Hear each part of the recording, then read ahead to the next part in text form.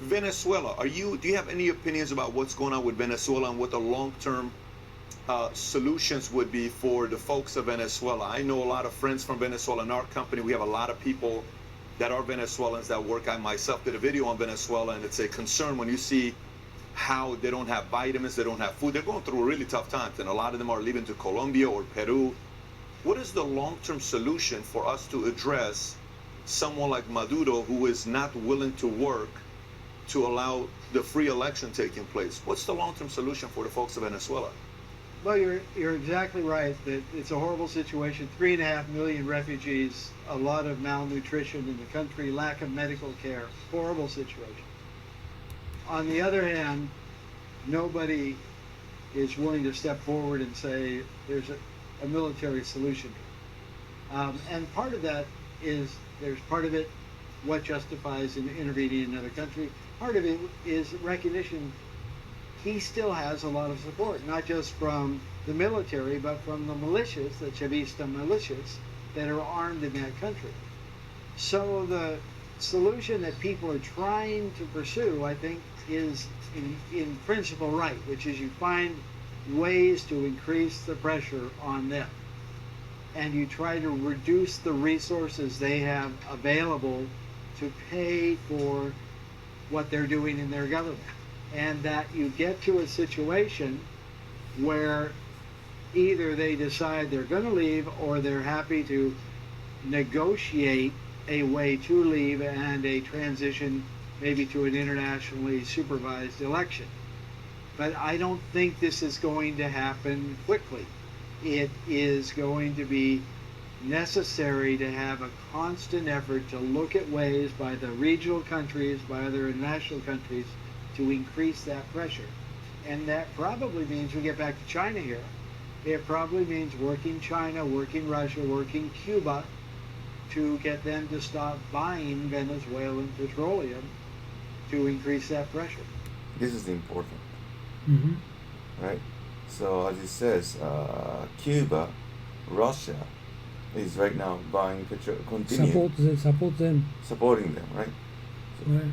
Supporting Maduro, basically. That's right. Right. So they need to more severe control for Venezuela. Otherwise, current situation, nothing happen.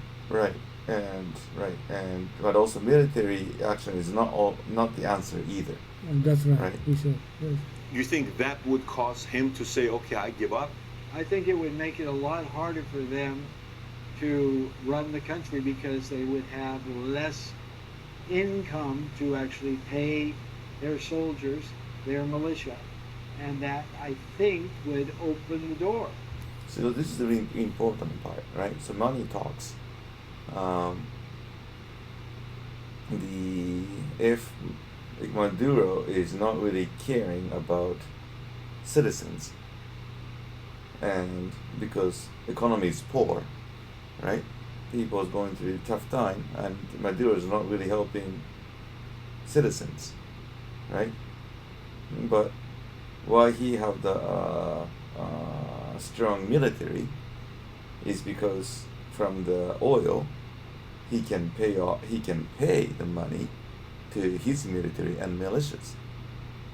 And that's why he's saying if Cuba, Russia, and other regional country will stop buying the oil, that means less income for Venezuela, means less money for Maduro, means he can't pay the money to the military, right? Mm. Military is not politically supporting Maduro. Mm. Military is there working because protect Maduro because they're getting paid. Mm. So if we can block the money income to Maduro, then maybe there's a chance to talk, is what he's saying. And that's very interesting. That's very But interesting. very difficult. Yes, well, how to How to regime stop. the Russia and how to stop Cuba. That's difficult. I agree. I understand what I he don't said. see another solution. What do you see as Well, a I mean, look, you know, the whole saying goes where it's like, we're not everybody's mother. We're not here to take care of everybody. We should stay out of people's business. It's like, hey, if people are going through marital issues, just kind of leave them alone. Let the husband and wife resolve But if there is domestic violence and it's getting pretty ugly, and you know it, and you see it, and you hear about it, should you get involved and say, Johnny, listen, man, if you hit her, I'm sorry, I got to get involved. I just, natural instinct. It's kind of like what Maduro is doing to some of his people. It's a different form of hitting them because they're not being fed. These are young kids that are eating rotten meat. So you sit and wondering, should we get involved and be a little bit more proactive about this, or should we just kind of sit in the sideline and say, it's Venezuela's problem, it's Central, it's South America's problem. Let them figure it out. It's not our problem. Maybe somebody that's coming out, the gentleman that's currently in Colombia, Guido, I believe, maybe he's going to do something about it, but let their election take place for itself. So do you think we should get involved and do something about it, whether it's military or any other kind of support? I don't think we should get militarily involved. I think that it would take so much force and be such a long intervention that it wouldn't have the support of the American people. But I do think we need to remain economically involved with diplomacy, with more sanctions, with trying to cut off those resources and finding new ways to cut off those resources, for sure. And we have to do it with others. We have to have an international coalition that gets stronger and stronger. You still think we need China, we need Cuba, we need these guys to participate to help us out? Well, we need to figure ways to get them to stop supporting that regime. It's going to be hard, but it would be very hard to militarily intervene in that country. That's right. Yeah, it's like it's almost where it's a Pablo, except he runs the country. Yeah, no, You know, it's it's hard. a Pablo that's running the country. So it's Who's the Pablo? Pablo Escobar. Who's? Pablo Escobar. Pablo Escobar is the kingpin of the medicine cartel Oh, okay. from 1980s. Okay. He was like the biggest cocaine okay. from the Colombia. Okay. not the usual dynamic we're used to. In maybe we are used to a little bit of it, but we didn't do much about it back then. Anyway, so last but not least, you got a project where you're working on future workforce with AI, and you see a lot of people concerned about what AI could do and how jobs are changing. You know, we have to reposition ourselves. We have to learn different things. What are your thoughts with how AI is going to affect the future of economy and job placement? He knows AI. Well, I think probably we're going to see about 30% of, on average, everybody's job change over the next 5 to 10 years. Some jobs are going to be completely eliminated.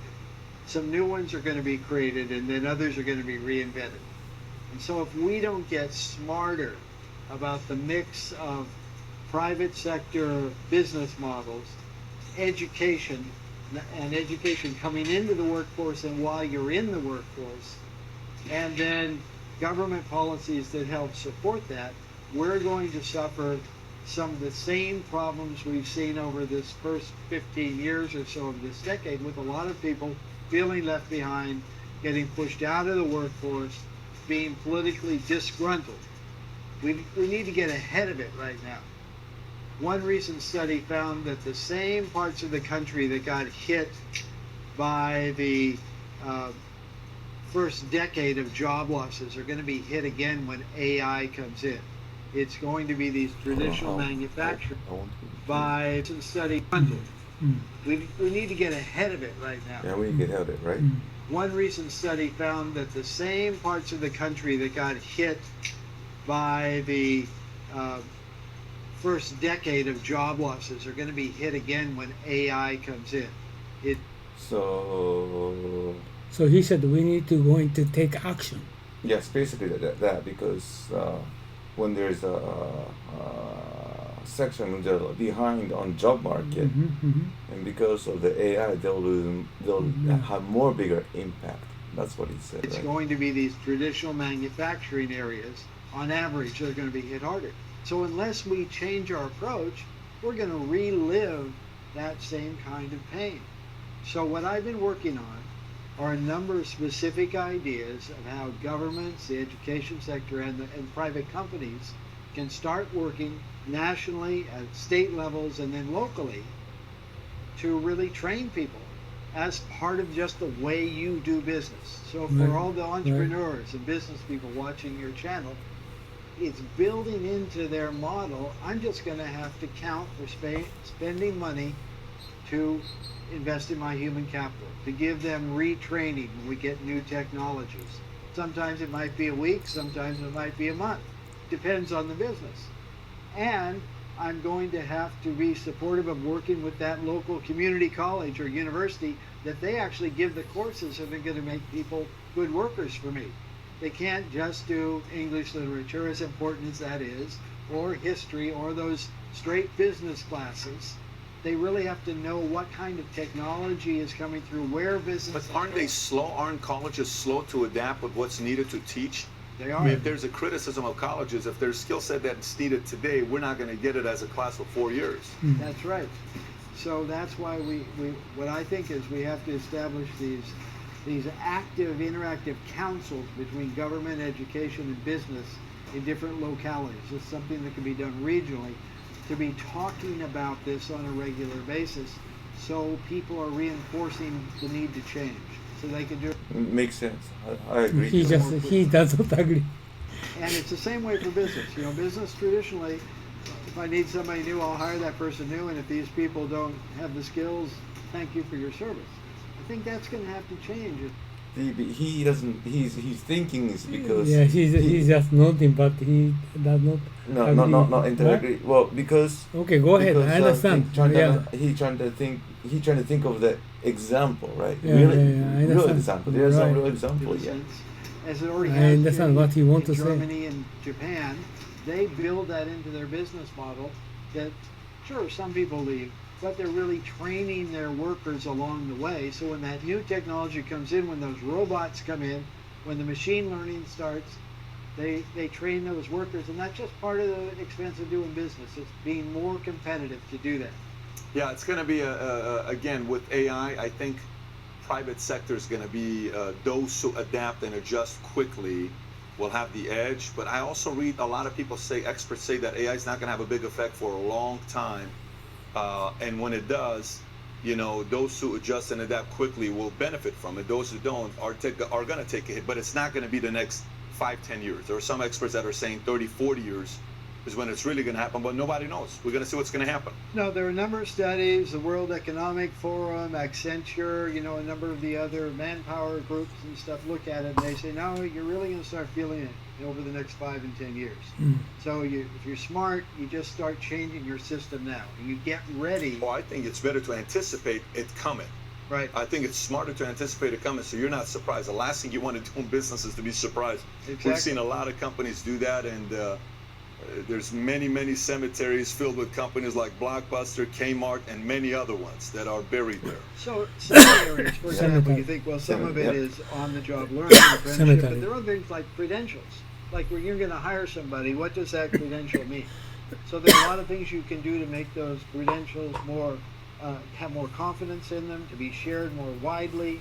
You can have data of the markets that's more transparent and more readily available for all the businesses, so they know, gee, over in New England, they have an excess of these engineers that we need.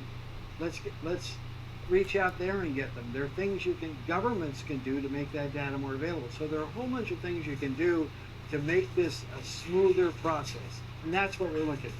I think the wind either got excited or got upset at your feedback about AI, but we're going to find out next 5 to 10 years what happens. I want to hear from you, whatever thoughts you have about today's interview with Tony Wayne, whether we talk about Mexico, Venezuela, China, tariffs, AI, any of that stuff. I want to hear your thoughts below. If you haven't subscribed to the channel, do so. Tony, thank you so much.